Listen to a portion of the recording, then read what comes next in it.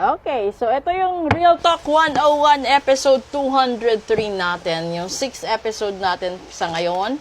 At yung coverage ulit nito is simula the 14th of September hanggang 21st. So, after nyan, no, we have only 16 days left para matapos yung September natin. And then, papunta na tayo sa last quarter ng 2025.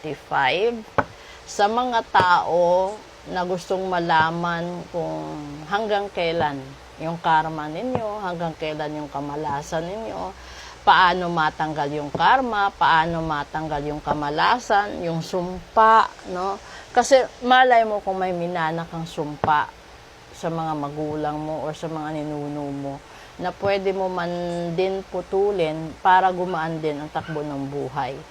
Kasi yung iba, ang bunga kala nila talagang malas lang sila. Ang hindi nila alam, minana nila yon na pwede din namang putulin para gumaan ang takbo ng buhay mo at maiahon mo ang sarili mong pamilya. Okay? Kukuha tayo dito ng isa at ito yung magiging real talk natin o topic natin sa ngayon. So, ito yun. Open-mindedness, zebra. There is more than one way of looking at things, and you must be ready to accept alternative viewpoints and new ideas. You must open your eyes to new ideas and new ways of resolving your problems. Diba? Kasi minsan, pinipilit natin yung solusyon na yun talaga yung paraan. Pero alam din naman natin na yun yung pinakamahirap. Nararamdaman nyo yung parte ng buhay natin na real talk ha. Halimbawa, yung isang relasyon na gusto mo magtagal, gusto mong panghabang buhay, pero ayaw ng magulang mo, ayaw ng mga kapatid mo, ayaw ng mga tao or pamilya ng taong mahal mo sa'yo. So, paano gaganda ang buhay mo? Paano gagaan ang takbo ng blessings? May mga taong kontra sa pagsasama, pagmamahalan.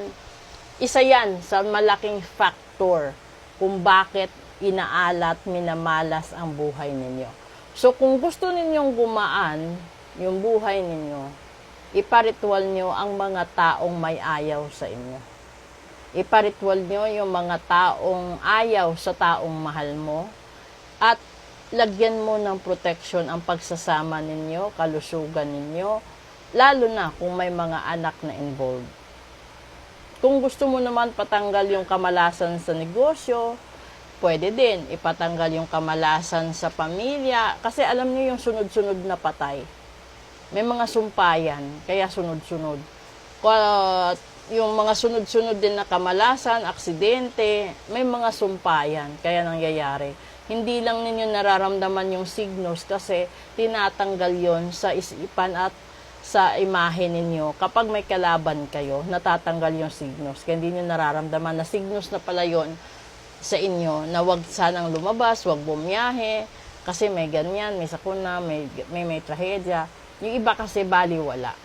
Binabaliwala nila. Nabungakala nila, alam nila yung totoo, alam nila yung kabutihan para sa sarili nila.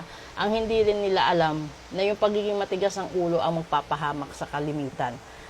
Kapag isa ka sa taong matigas ang ulo, ito yung mga taong madali na dapuan ng mga barang, kulam, sumpa at gayuma dahil matigas ang ulo nila. So, ibig sabihin, kapag sila binarang, kinulam, hindi sila maniniwalang may barang at kulam sila.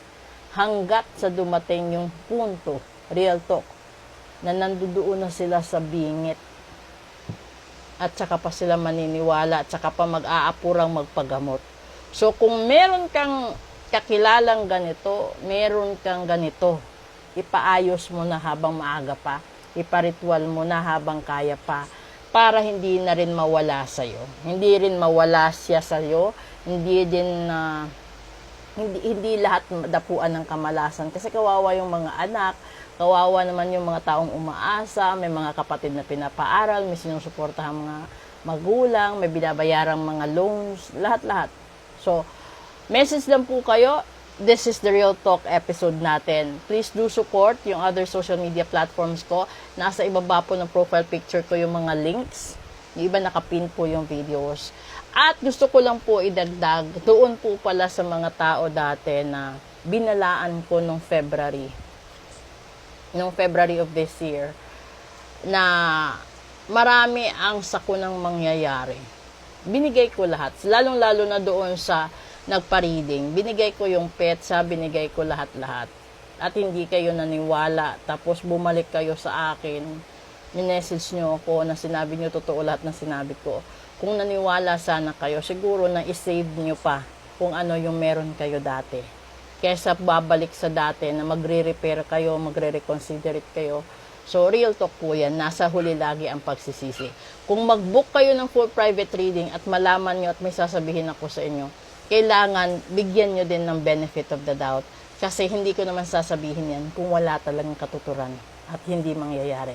Maraming salamat po sa inyong support at magandang hapon po.